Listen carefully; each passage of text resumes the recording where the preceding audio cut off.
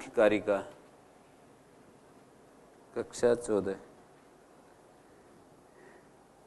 व्यक्त और अव्यक्त के भिन्न भिन्न धर्म इस कारिका में बताए।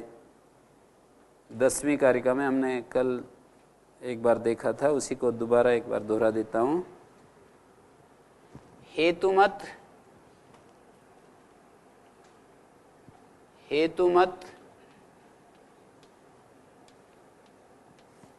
अहेतुमत।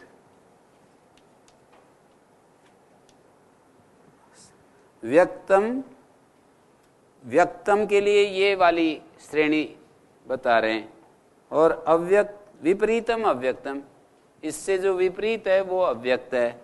हेतुमत, अहेतुमत। अव्यापी, व्यापी। अव्यक्त है, एक तरफ एक कॉलम में अव्यक्त चल रहा है, एक में व्यक्त चल रहा है। हेतुमत अनित्यम अव्यापी, अनित्य। अच्छा ये छोड़ दिया मैंने। अनित्यम अव्यापी, अनित्यम ये नित्यम, ये अव्यापी, ये व्यापी।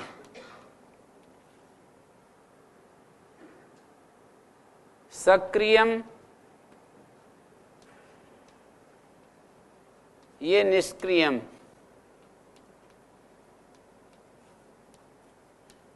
अव्यक्त नपुंसकलिंग है, इसलिए नपुंसकलिंग में लिख रखे हैं सारे। व्यक्तम भी नपुंसकलिंग है, इसलिए नपुंसकलिंग में ये व्यक्तम वाला इस कैटेगरी भी उसी में रख रखी है। अनेकम, व्यक्त जो है वो अनेक होता है। कितना अनेक के, यदि हम तत्वात्मक दृष्टि से देखें तो 23 हैं, और 23 फिर जातीय एकता हो सकती है, पर व्यक्ति से देखें तो बहुत ज़्यादा हैं। जाति रूप में एक हो सकते हैं, जैसे बुद्धि जाति, अहंकार जाति, इंद्रियां जाति, लेकिन उनका जो व्यक्ति, जाति तो व्यक्ति में जाकर के परिसमाप्त होती है, तो व्यक्तियों को देखें तो वो अनंत हैं। तो अनेक और ये एकम। ऐसे ही ये आश्रित है, जो व्यक्त होता है वो आश्रय पाता है, आश्रित है किसी दूसरे के सहारे पर टिका हुआ है व्यक्त। और ये अनाश्रित है, या ये कहना चाहिए कि ये आश्रय बना हुआ है इसका, ये अनाश्रित भी कह सकते हैं। इसका कोई आश्रय नहीं है, किसी के ऊपर ये आश्रित नहीं है। मूले मूला भावाद अमूलम मूलम। मूल जो है, ये मूल है ना, ये मूल में मूल का अभाव होने से मूल अमूल होता है, ऐसे कहते हैं ना, अनाश्रितम। और आगे बता रहे हैं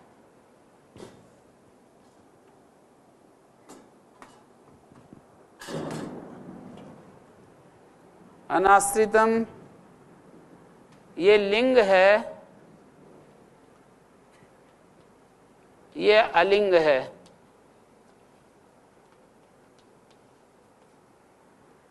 ये सावयव है, ये निरवयव है।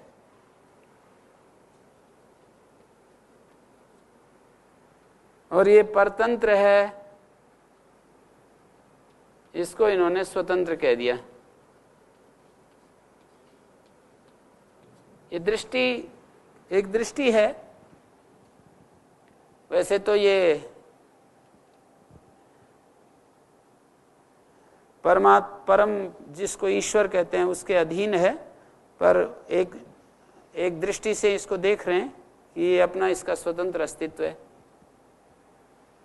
तो हेतुमत अहेतुमत, अनित्यम नित्यम, अव्यापी व्यापी, सक्रिय निष्क्रिय,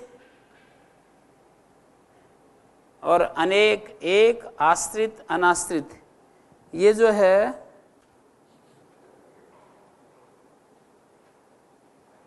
इसके ये स्वभाव हैं, ऐसे समझिए। ये उत्पत्तिशील है इसलिए ये हेतुमत है, हेतुमान, उत्पत्तिशील है ये, शील स्वभाव को कहते हैं, और विनाशशील है, संकोचशील है ये, उत्पत्तिशील, विनाशशील, संकोचशील, और इसलिए ये एक देशीय है, एक देशीय है ये, अव्यापी कहा इसको, इसको व्यापी कहा। ये अनित्य है, ये नित्य है, ये सक्रिय है, निष्क्रिय है, क्रियाशील है और अनेकत्व है इसमें, वो एक है, हेत्वाश्रयशील है, लयशील है। ये लिंग मानी ये अपने से छिपे हुए अर्थ की तरफ इशारा कर रही है, ये कि मेरा भी कोई कारण है, ये किसी की तरफ इशारा नहीं कर रहा। अलिंग ये जो है अपना जो कारण है उसकी उसमें लीन होने के लिए उत्सुक है।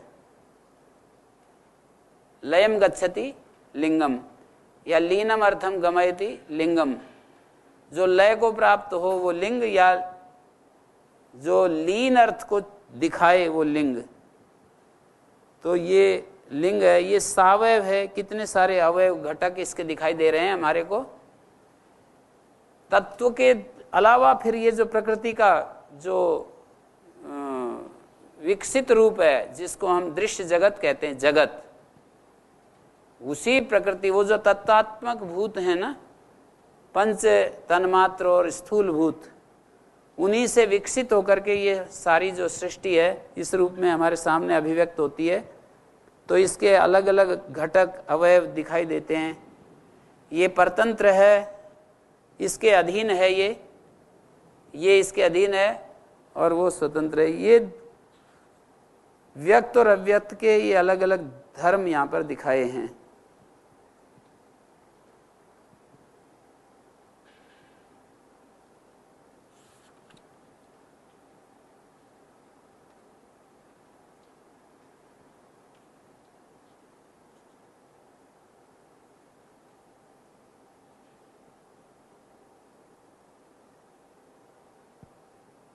ये सारे के सारे अव्यक्त के धर्म है। इधर जो मैंने लिखे हैं इनमें जैसे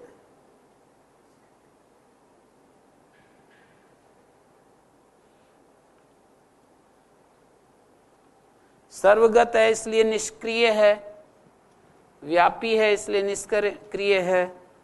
एक के साथ दूसरे को जोड़ करके देख सकते हैं।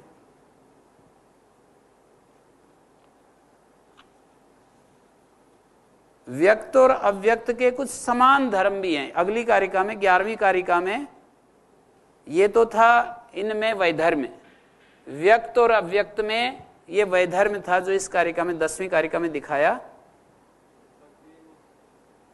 सक्रिय निष्क्रिय को तो इस तरह से देख सकते हैं कि उसमें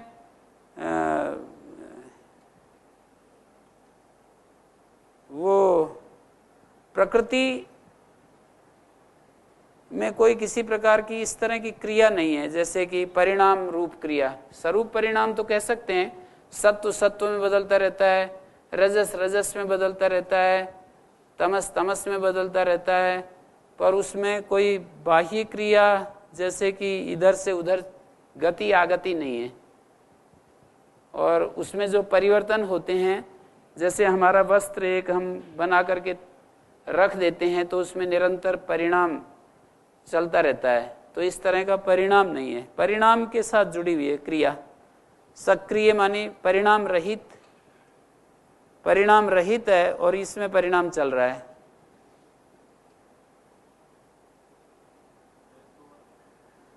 हेतुमत ये इसका कारण है। हेतु मानी कारण। ये जो दृश्य है, व्यक्त है, ये कारण सहित है। अहेतुमत कारण रहित है, उसका कोई कारण नहीं।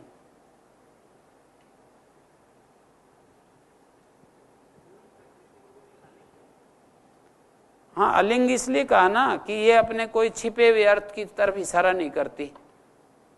ये लिंग बनती है अपने छिपे हुए अर्थ को संकेत करने के लिए। लीनम अर्थम गमयति बोधयति, लीन अर्थ को बोधित करता है ये, पर ये जो है अपने से छिपे हुए अर्थ को बोध नहीं करता है, स्वयं ही अंतिम है ना। गुरुजी, ये व्यक्त अव्यक्त दोनों प्रकृति के भेद बताए गए हैं यहाँ पे। प्रकृति दो रूपों में कह सकते हैं, एक व्यक्त रूप और एक अव्यक्त रूप। तो वो जो अव्यक्त रूप है वो तो प्रकृति है ही, और उससे विकसित रूप को गौण रूप से प्रकृति कह देते हैं, उसको व्यक्त कह रहे हैं, गौण रूप से कह देते हैं, विकृति है ये जो है ना उसका विकृति वाला रूप है, परिणामित रूप, परिणाम को प्राप्त रूप। ये जो हमें दिखाई देता है ना, शरीर आदि मन बुद्धि इंद्रियां जो दिखाई देती हैं, ये प्रकृति का परिणामित रूप है, बदला हुआ रूप। परंतु जो मूल प्रकृति है उसके सत्व रज तम ये अवयव हैं 3। मूल प्रकृति के लिए ये शब्द बोले जाते हैं कि वो अवयव तो ठीक है, एक के 3 अवयव हैं। एक है जैसे दृष्टा और प्रकृति में भेद करें तो दृष्टा अखंड एक है और प्रकृति एक त्र्यंग है।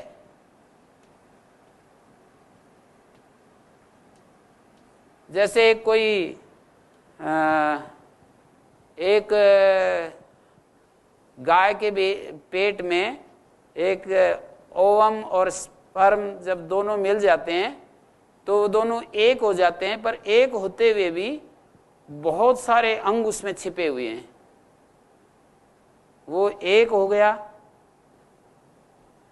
गर्भाशय में, गर्भाधान के तुरंत अगले क्षण जो उनमें वो होता है, कॉम्बिनेशन होता है, तो वो एक हो जाते हैं। एक होते हुए भी उसमें बहुत सारे अंग जो है छिपे हुए रहते हैं।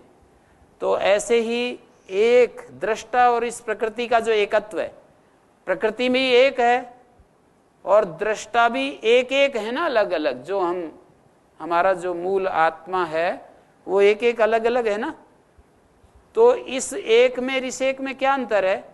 ये अखंड एक है और इसका एक होते हुए भी वो 3 अंग हैं, उसके 3 अंग, सत्व रज तम प्रकाश क्रिया स्थिति, ये 3 अंग उसके। तो इसके एकत्व में और प्रकृति के एकत्व में और दृष्टा के एकत्व में कुछ अंतर हम समझ सकते हैं, इस तरह से कल्पना कर सकते हैं। तो ये जो व्यक्त प्रकृति सावयव है और अव्यक्त निरवयव है जी, तो 3 होते हुए भी एक मानेंगे। 3 होते हुए भी वो एक ऐसा कॉम्बिनेशन है हाँ। कि उसको, जैसे मैंने गर्भ का पहला उदाहरण दिया, समझाने के लिए दिया, दृष्टांत तो केवल आंशिक समझा सकते हैं, पूरा का पूरा तो घटेंगे नहीं, पर उसको आंशिक रूप में मैंने कहा कि पहले क्षण में जो उनका वो होता है, जब स्पर्म वोवम से मिल जाता है तो एक हो जाता है वो, और उस क्षण एक होते हुए भी अनेक उसमें मिश्रित हैं उसमें, और वो आगे उसका परिणाम की संभावना है। इसमें परिणाम की संभावना नहीं है, कुछ भी ऐसा ही रहता है, सदा ऐसा था, अब भी ऐसा, सदा काल के लिए ऐसा ही रहेगा। पर इसमें परिणाम की संभावना, एक होते हुए भी अनेकता में परिणामित होने की क्षमता है। और अगले में देख, ये इससे अगली जो है, अगली कारिका, वो व्यक्त और अव्यक्त के साधर्म को बता रही है। ये वैधर्म दिखाया है यहाँ पर व्यक्त और अव्यक्त में। गुरुजी, व्यक्त और अव्यक्त में क्या वैधर्म है, तो ये कारिका 10वीं कारिका प्रस्तुत करनी होती है, और क्या साधर्म है तो 11वीं कारिका प्रस्तुत करनी होती है। हाँ जी। ओम गुरुजी, अव्यक्त प्रकृति से जब व्यक्त प्रकृति होती है ना, विकृति कह लीजिए, गौण रूप से प्रकृति कह लीजिए। हाँ, गौण रूप से प्रकृति, जो जब अव्यक्त से जब हम व्यक्त रूप जो होता है तो उसमें कुछ परिवर्तन बिना कैसे हो सकता है? स्थूल रूप से कैसे कोई दिख सकता है? फिर ऐसे ही उसमें कुछ तो कुछ परिवर्तन होता होगा अव्यक्त में भी, बिना हुए ये व्यक्त कैसे हो सकता है? हाँ, वो ऐसे जो है ना, स्वरूप परिणाम को तो मान रहे हैं ये, एक विरूप परिणाम, एक स्वरूप परिणाम। तो स्वरूप परिणाम को तो मान रहे हैं उसमें, पर उसमें इस तरह की कोई क्रिया नहीं हो रही है, इसी अर्थ में उसको निष्क्रिय कहा है कि उसका परिणाम होकर के कुछ बन जाए, ऐसा नहीं होता।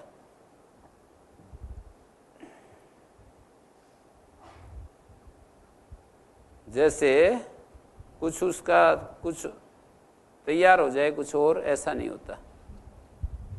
तो ये तो चेतन प्रकृति हो गई अव्यक्त परमात्मा। चेतन प्रकृति माने जैसे कि चेतन से संयुक्त? नहीं नहीं, चेतन तो यही है ना जो दृष्टा मैं कह रहा हूं। दो प्रकृति बताई गई है ना, जैसे गीता में। ये एक दृष्टा है ना, अच्छा वो गीता में, हाँ। वो गीता तो अचेतन ही है सारी। चेतन तो वो जो वहां पर जीव भूत ये वाला कहा है, परा प्रकृति अपरा प्रकृति, ये तो अपरा प्रकृति में ही आ रहा सारा। अहं 7वें अध्याय के प्रारंभ में जो दिया है,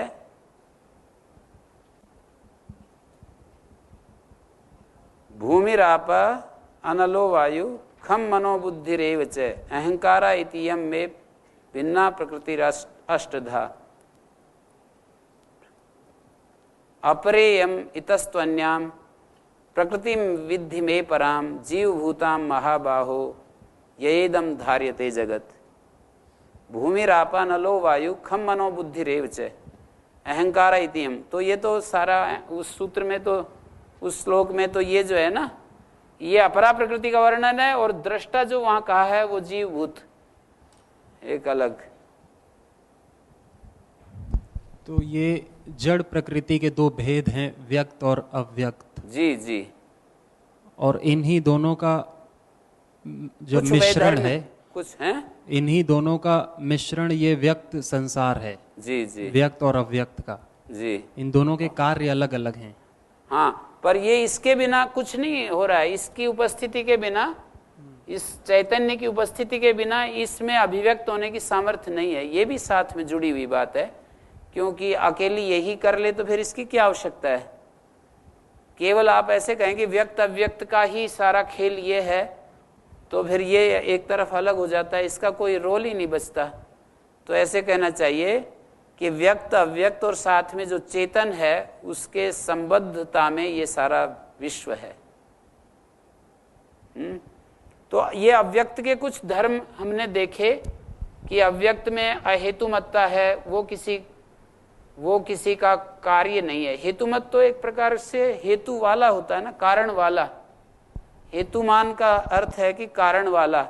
तो ये जो व्यक्त है ये कारण वाला है, ये इसका कोई और कारण नहीं है, ये अनित्य नित्य इस तरह से ये देख रहे हैं। इनमें ये साधर्म देख करके अब वैधर्म दिखा रहे हैं। हाँ जी, वैधर्म देखकर साधर्म दिखाएंगे। हाँ जी गुरु जी, इसमें ये निष्क्रिय बताया है, निष्क्रियम जी, तो इससे कुछ उत्पन्न नहीं होता। लेकिन पहले कक्षा में बताया था कि जो अव्यक्त है सत्व रजतम, उससे अहंकार उत्पन्न होता है, ऐसे करके उसके आगे फिर ऐसे जोड़ जोड़ के बताया था कि अहंकार से फिर ये तो सही है, ये तो सही है। जब ये सर्ग उत्पत्ति शुरू होती है और उसमें परिणाम शुरू हो जाता है, वैषम्य जब आ जाता है, उसमें प्रकृति में जब विषमता आ जाती है, तब तो अपने अगले वाले तत्वों को उत्पन्न करती ही है। जब तक उसमें परिणाम शुरू नहीं हुआ, जब तक उसमें विषमता शुरू नहीं हुई, सत्व रज तम जो तीन चीजें बताई जाती हैं कि सत्व प्रकाश क्रिया स्थिति वाला जो अव्यक्त तत्व है, उसमें जो क्षोभ शुरू होता है, उसमें जो परिणाम वैषम्य शुरू होता है, विषम परिणाम, तो उसके बाद फिर ये अभिव्यक्ति होती है। उसी पे प्रश्न है गुरुजी कि वो वैषम्य शुरू कैसे हो सकता है अगर निष्क्रिय शुरू है? कैसे होता है? निष्क्रिय शुरू तो फिर वो एक ईश्वरीय व्यवस्था है, ईश्वर की अपनी एक व्यवस्था है, ऐसे कहेंगे, उसका और तो कोई उत्तर नहीं है। एक अनंत, एक सर्व ज्ञान में एक व्यवस्था है, उसके तहत हो सकता है, और तो क्या इसका उत्तर बनेगा। जी, जो निष्क्रिय जिसको हम एक मान रहे हैं, वो एक समुदाय के रूप में एक मान रहे हैं, वो मिले हुए नहीं रहते हैं। जब समावस्था जो है, प्रकृति की जो समावस्था है, सत्व सत्व स्थिति में है, रज रज स्थिति में है और तम तम स्थिति में है, मिले हुए नहीं रहते वहाँ पर जब साम्य अवस्था होती है। तो जब ये तीनों मिल जाते हैं तब जाकर के ये व्यक्त प्रकट होने लगता है, तब उसमें क्रिया हो रही होती है। और इनका ये प्रश्न है कि वो ये आपस में मिल कैसे जाते हैं, और ऐसा इनका प्रश्न है क्या? मिल जाते हैं, वो तो ईश्वर मिलाता है, बस ये समझना है। तीनों अलग अलग बैठे हुए हैं तो साम्य अवस्था है, उसी को आप एक कहिएगा, उसी को आप निष्क्रिय कहिएगा। जब हम तीनों को मिलाएंगे, दृष्टा जब मिलाएगा तब निष्क्रिय सक्रिय हो जाता है। जी, ये तो एक साथ जब प्रकृति होती है तो इसमें अव्यक्त और व्यक्त दोनों का अस्तित्व साथ साथ रहता है कि जैसे अभी प्रकृति की रचना तो हो गई, हाँ जी, तो अभी अव्यक्त है कि वो सारा का सारा व्यक्त रूप में आ गया कि अभी थोड़े से केवल थोड़े नहीं, मात्र? वो तो सदा रहना चाहिए। मेरी बुद्धि के हिसाब से, मैं अपनी युक्ति बुद्धि जो भी लगा रहा हूँ कि अव्यक्त प्रकृति तो हमेशा है और उसका सारा का सारा व्यक्त हो गया, ऐसी कोई बात नहीं। जैसे मिट्टी से कितने भी घड़े बना लें फिर भी मिट्टी बची हुई है। मतलब मैं युक्ति और दिमाग लगा करके बोल रहा हूँ अपना, इसमें मेरा कोई आग्रह नहीं है। कुछ और आपको दिखाई दे तो उसमें कोई आग्रह नहीं, पर मेरे को ऐसे लगता है कि ये जो अव्यक्त है ये भी अब भी है, अव्यक्त अवस्था उसकी अब भी है, और ये पूरी व्यक्त अव्यक्त में चली जाती है तो उस समय व्यक्त नहीं रहती।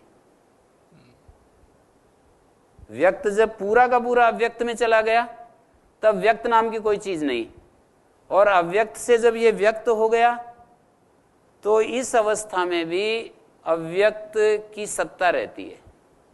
माने अव्यक्त का क्षेत्र बहुत व्यापक है और व्यक्त का बहुत छोटा है। हाँ, ये तो यहाँ कह भी रखा है कि ये व्यापी है, ये अव्यापी है। और भगवान के पुरुष सूक्त में जो वो वर्णन किया, त्रिपादस्यामृतम दिवि पादोस्य विश्वाभूतानि, ये सारा जो भूत जगत है, जितना भी परिणाम है, ये उस के एक अंश में है, एक अंश में है, और बाकी तो है ही। वो व्यापी भी सापेक्ष व्यापी है। सत्वर स्तंभ को जो हम व्यापी मान रहे हैं वो व्यापी भी सापेक्ष व्यापी है, निरपेक्ष व्यापी नहीं है।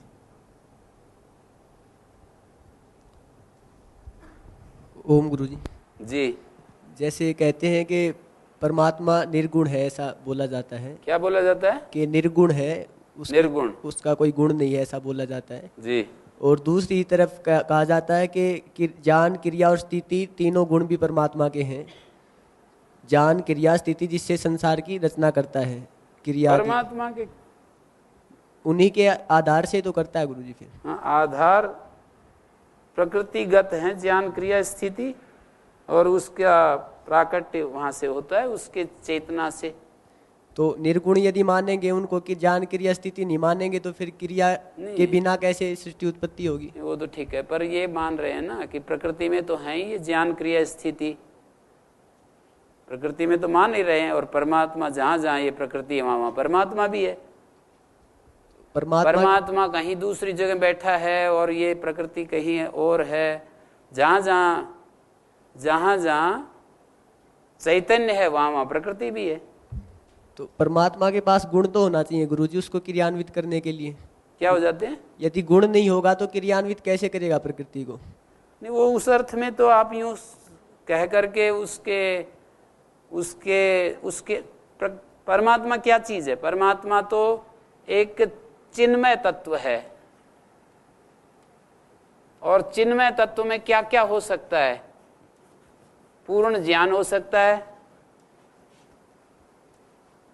उसका पूर्ण अस्तित्व हो सकता है, उसका चिन्मय तत्व, उसका एक संपूर्ण एक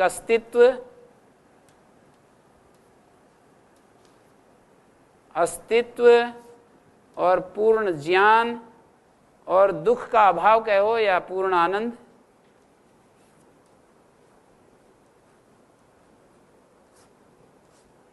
और ये जो पूर्ण ज्ञान है ना, दो तरह का होता है, एक स्वयं को जानना और एक दूसरे जिस ज्ञान के द्वारा पदार्थ के ऊपर क्रिया करना। दूसरे को जानना और पदार्थ को जानना और पदार्थ के ऊपर क्रिया करना, तो ये दोनों सामर्थ्य हैं उनमें। क्रिया गुण भी फिर मानना पड़ेगा गुरुजी, ज्ञान और क्रिया तो गुण। क्रिया उसकी वो जो क्रिया है वो उसके साथ उसके ऊपर द्रव्य के ऊपर क्रिया तो कर ही रहा है। नहीं, पहले उनका प्रश्न समझना होगा जो वो क्या पूछना चाहते हैं। क्या आप क्रिया ईश्वर में है ऐसा पूछ मान करके उसके अंदर क्रिया होगी तभी क्रिया देगा, ऐसा पूछना चाह रहे हैं? मैं स्पष्टता करना चाह रहा हूँ स्वामी जी, जैसे निर्गुण है या उसमें गुण है ऐसा नहीं, तो गुण तो है, गुण एक अलग चीज है, क्रिया एक अलग चीज है। पहले आपको ये समझना है क्रिया को आप गुण मान रहे हैं या क्या मान रहे हैं? गुण, यदि गुण की दृष्टि उसको क्रिया और ज्ञान को गुण की दृष्टि से देखेंगे, क्योंकि गुण से ही वो क्रियान्वित कर सकता है। द्रव्य अलग है, गुण अलग है और क्रिया अलग है। अब आपका प्रश्न ये हो कि क्या ईश्वर में क्रिया होती है, ये आप प्रश्न कर रहे हो, अथवा ईश्वर क्रिया देता है ये प्रश्न कर रहे हो? उसमें क्रिया होती है ऐसा मैं पूछना चाहता हूं। ईश्वर में कोई क्रिया नहीं होती है। क्रिया ना होते हुए भी वो क्रियावान इसलिए है क्योंकि क्रिया देता है दूसरे में। दूसरे द्रव्य को क्रियान्वित करने के कारण से उसको क्रियावान कहा, ना कि उसके अंदर क्रिया होती इसलिए क्रियावान। यदि किसी को क्रियान्वित करेगा तो उसमें खुद तो क्रिया घटेगी, फिर जरूरत नहीं है। उसमें क्रिया हो तो ही दूसरे को क्रिया दे, ऐसा कोई आवश्यक नहीं है।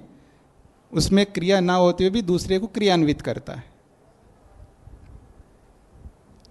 अब आप पूछ लीजिए गुरुजी से जो आप प्रश्न करना चाहते हैं। एक उसमें एक वो जो केमिस्ट्री में एक वो है कैटलिस्ट होते हैं, तो चैतन्य की उपस्थिति वैसे ही है जैसे कि कैटलिस्ट अपने आप में निष्क्रिय रहता हुआ भी दूसरे को आंशिक वो ज़्यादा तो वैज्ञानिक जाने कि उस स्वयं उसमें क्रिया होती है या नहीं, पर वो ऐसा सुना मैंने, मैं तो उस विज्ञान का छात्र नहीं, पर ऐसा मैंने सुना कि वो स्वयं निष्क्रिय रहता हुआ दूसरे में परिवर्तन पैदा कर देता है। तो उसको हम ऐसा समझ सकते हैं। उसमें लिप्त न हो वो अलग भावना से यदि देखें गुरुजी तो ठीक है, नहीं तो क्रिया तो उसमें घटेगी तभी तो क्रिया कर सकेगा दूसरे पदार्थ में।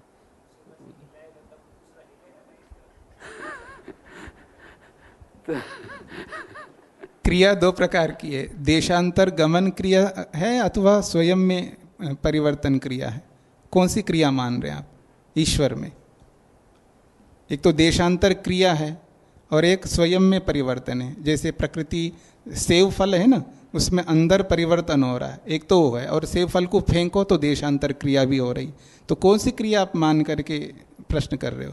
उनमें स्वयं में जो क्रिया होगी तभी तो उसको अपरिणामी कहा ना ईश्वर को, तो उसमें तो स्वयं में कोई क्रिया नहीं होती है। अब अगला प्रश्न करिएगा। देशांतर इसलिए नहीं कि वो सब जगह है, वो सब जगह इसलिए देशांतर क्रिया भी नहीं होती है। यानी देशांतर क्रिया ना होने से क्रिया का निषेध हो गया, और स्वयं में निष्क्रिय यानी अपरिणामी कहा तो परिणामी रूपी क्रिया नहीं है, तो दोनों क्रियाओं का समापन कर दिया वहां पर। तो ओम गुरुजी। हाँ जी गुरुजी, अभी जो वर्णन किया गया है कि प्रकृति का दो रूप, व्यक्त अव्यक्त। अव्यक्त में जो वर्णन किया गया कि एक स्वतंत्र वो है, अव्यक्त में आप लिखे थे स्वतंत्र, अव्यक्त व परतंत्र। स्वतंत्र के परिभाषा तो जो क्रिया करने में अपने सक्षम है उसको स्वतंत्र कहा जाता है, लेकिन अव्यक्त वो तो खुद कुछ अपने कुछ कार्य नहीं कर पाएगा, वो तो अक्षम है कि दृष्टा के बिना सहायता से वो कुछ कार्य नहीं कर पाएगा। उसको स्वतंत्र किस दृष्टिकोण से कहा गया? स्वतंत्र यहाँ पर उसकी एक अस्तित्व मान रहे हैं, स्वतंत्र रूप से उसका एक अस्तित्व है बोल करके, जिसका है उसमें वो दूसरे की अपेक्षा नहीं कर रही। उसके अस्तित्व में ना, उसके है पने के लिए दूसरे की अपेक्षा नहीं है, होने में उसका जो होना है वो स्वतंत्र है। किसी दूसरे दूसरे ने उसको है कर रखा है ऐसा नहीं, इतने अर्थ में वो स्वतंत्र है, इनकी दृष्टि के अनुसार बोल रहा हूं। तो ये एक बात आई थी बीच में, चिन्मय तत्व में अस्तित्व है पूर्ण रूप से, पूर्ण ज्ञान है और उसमें पूर्ण आनंद है, उसमें दुख का पूर्ण अभाव है और जड़ता का अभाव है, तो एक तो वो स्वयं को अनुभव करता है कि मैं हूं, और एक पदार्थ को जानता है। तो ये दोनों सामर्थ्य उसमें हैं। ईश्वर जिसको हम कहते हैं, वो स्वयं को भी अपने आप को भी जान रहा है और पदार्थ के स्वरूप को और पदार्थ के अंदर जो परिणाम आदि क्रियाएं हैं उसको भी जान रहा है। तो इस तरह से उसकी इस व्यवस्था से ये सब होता है। शेष कल चर्चा करते हैं। अगली कारिका 11वीं कारिका को व्यक्त और अव्यक्त के क्या समान धर्म है।